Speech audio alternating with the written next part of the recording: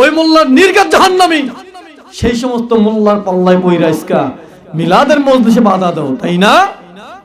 আবার কোরআন থেকে দলিল দাও।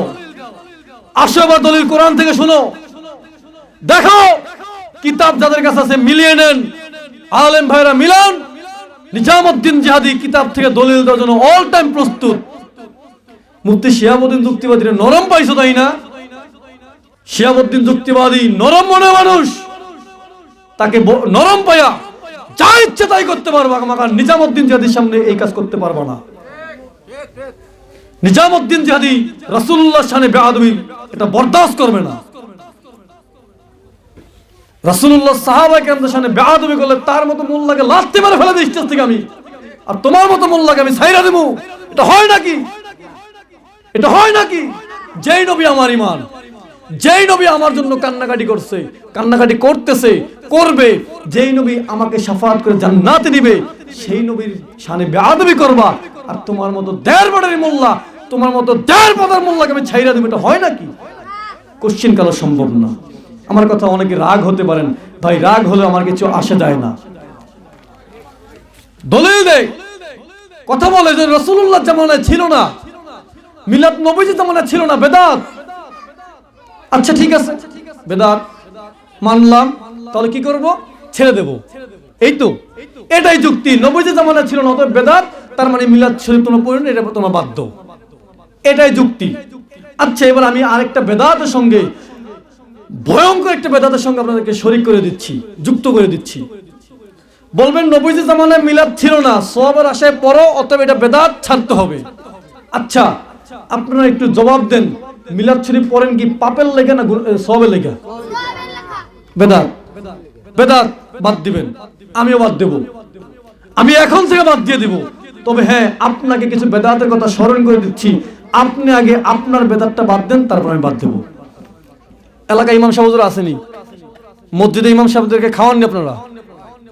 এই যে শিহাবুদ্দিন যুক্তিবাদী ভাই, আমিও ছিলাম এখানে, দেখি তো ভালো মন্দ, বাবার বাবা কি যে খাওয়ায়। কারণ সবার তো তৌফিক একরকম হয় না ভাই, সবাই একরকম খাওয়াবেন না।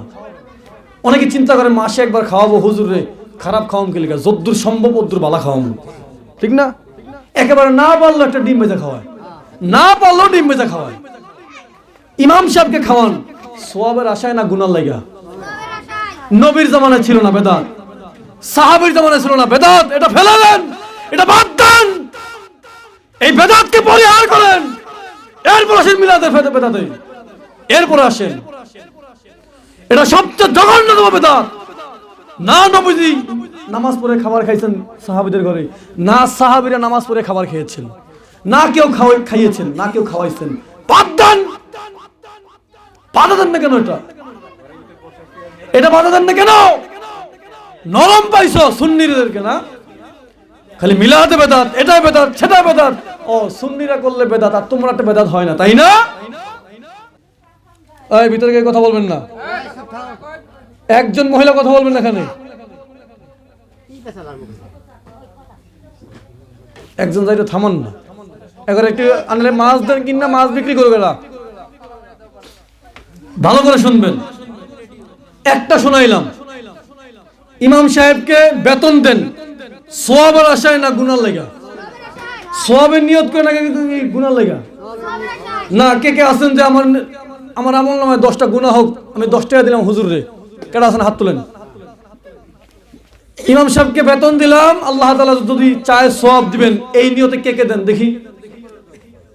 সবার আগে একটা পিচ্ছি বলা হাত রয়েছে, তুই ঠিয়া দেস, তোর বাহাই দেন, তুই দেস নিবা একটা না, আবার হুজুর থেকে মোহব্বত করে আর কি। তাহলে ইমামদেরকে বেতন দেন সওয়াবের আশায়। নবীজি নামাজ পড়িয়েছেন, ইমামতি করেছেন, সিদ্দিক আকবর ইমামতি করিয়েছেন, উসমান গনি ইমামতি করেছেন, আবু বকর সিদ্দিক, ওমর ফারুক, উসমান গনি, মাওলা আলী ইমামতি করেছেন। 1 টাকা বেতন নেন নাই, কেউ দেন নাই বেতন, কেউ দেও নাই, নেও নাই। এই জঘন্য বেদাত কেন করতেছেন আপনারা? আপনারা মুসল্লিরা করছেন এই বেদাতটা, আপনারা মুসল্লিরা। আজকে এই বেদাত বাদ দেন, কালকে ইমাম সাহেব লুঙ্গিতে কাঁসা দিয়ে দৌড়াবে, এখানে পলায় যাবো, চুরি করতে বাধ্য হবে। আর ফতোয়া দেয় মিলাদ বেদাত, দলিল কয় হাজার লাগবে বেটা আমার কাছে আসো, দলিল কয় লক্ষ লাগবে আমি নিজামুদ্দিন জিহাদের কাছে আসো, দলিল যা কবর দে ফলাম একেবারে ইনশাআল্লাহ। দুইটা বেদাত শোনালাম, আর দরকার নাই, দুইটাই থাক না, আরেকটা শোনায় দিই, আরেকটা বেদাতের কথা মনে করে দিই। কয়েকদিন পরে দেখবেন হান্ডি বাতিল লইয়া, গাট্টি ফুসকা লইয়া ও টঙ্গীর তুরাগ নদীর পারে, টঙ্গীর তুরাগ নদীর পারে দৌড়াইব বিশ্ব ইস্তেমা নাম দিয়া। আসেনি কন্যা, আসেনি? নবীর জামানায় ছিল না, সাহাবীদের জামানায় ছিল না, তাবেঈদের জামানায় ছিল না, ইমাম আবু হানিফার জামানায় ছিল না, ইমাম শাফির জামানায় ছিল না, আহমদ বিন হাম্বলের জামানায় ছিল না, কোন ইমামদের জামানায় ছিল না। আজ থেকে মাত্র ৯৮ বছর আগে তাবলীগের ইজতেমা চালু হয়েছে। কয় বছর? কয় বছর? আচ্ছা, মিলাদ শরীফ এইভাবে রাষ্ট্রীয় পর্যায়ে মিলাদ শরীফ চালু হয়েছে ৬০৯ হিজরিতে। কত হিজরি? আজ থেকে ৯০০ বছর আগে। কত বছর? আজ থেকে প্রায় ৯০০ বছর আগে মিলাদ শরীফ রাষ্ট্রীয় পর্যায়ে চালু হয়েছে। ৬০৪ হিজরি, ৬০৪ হিজরি। ৫০০ হিজরিতে একজন আল্লাহর মাহবুব বান্দা, যাকে নবীজি স্বপ্নে দেখিয়েছিলেন, বাদশা তুই থাকতে আমার লাশ ইহুদিরা চুরি করে নিয়ে যায়। ও শুনছেন না? বাদশা নুরউদ্দিন জঙ্গি ৫০০ হিজরি ইমাম ছিলেন, আল্লাহর ওলি, আলেম ছিলেন তিনি। আবার একটা রাজা ছিলেন, এক রাজ্যের রাজা, তিনিও মিলাদের মাহফিল করেছেন, মিলাদুন্নবীর মাহফিল করেছেন, মিলাদ শরীফ পড়েছেন তিনি। তাহলে ৫০০ হিজরি থেকে কম হইলেও মিলাদ শরীফ পাওয়া যায়। আজ থেকে ৯০০ বছর আগে থেকে মিলাদ শরীফ পাওয়া যায়, এটা বেদাত হইল। আর ৯৮ বছর আগে আবিষ্কৃত তাবলীগের টঙ্গীর ভঙ্গি, এটা বেদাত হয় না? এটা নিয়ে এত লাফাও, বহুত ফায়দা, বহুত ফায়দা, ৪৯ কোটি গুণ ফায়দা। কি ভাই তোমার এত ফায়দা? চোখে বললো মিলাদ শরীফ যে তোমার এইটার ৮০০ বছর আগে আবিষ্কার হইলো, ওটা তোমার চোখে পড়ে না কেন? এরকম দো চোখা নীতি কেন? নরম পাইছো সুন্নিদেরকে, তাই না? এজন্য আইসা মিলাদ শরীফ বাধা দাও, চলবে না। আরে তুমি যার কথায় পয়রা আজকে মিলাদে বাধা দিল, লিখে রাখো কাল কিয়ামতের ময়দানে এই বেয়াদব মোল্লা তোমাকে তরায় জান্নাতে নিবে না, এর কারণে তুমি জাহান্নামে চলে যাবা। লিখিত দেওয়া বলি আমি ইনশাআল্লাহ। এটা নির্বাচনে ভোট চাচ্ছি না যে আমাদের মার্কায় ভোট দিলে জান্নাত কনফার্ম, এটা বলছি না। বলছি ওই নবীর পক্ষে যেই নবীর কারণে আমি মোল্লা দুনিয়াতে এসেছি, যেই নবীর প্রেমের কারণে আল্লাহ তাআলা আমার মতো ১.৫ পাতার মোল্লাকে দুনিয়াতে পাঠিয়েছেন, সেই নবীর কথা বললাম। দলিল বেদাত, খালি দলিল বেদাত। যদি বলেন কোন কিতাবে আছে, কিতাবুল আন্দাজ।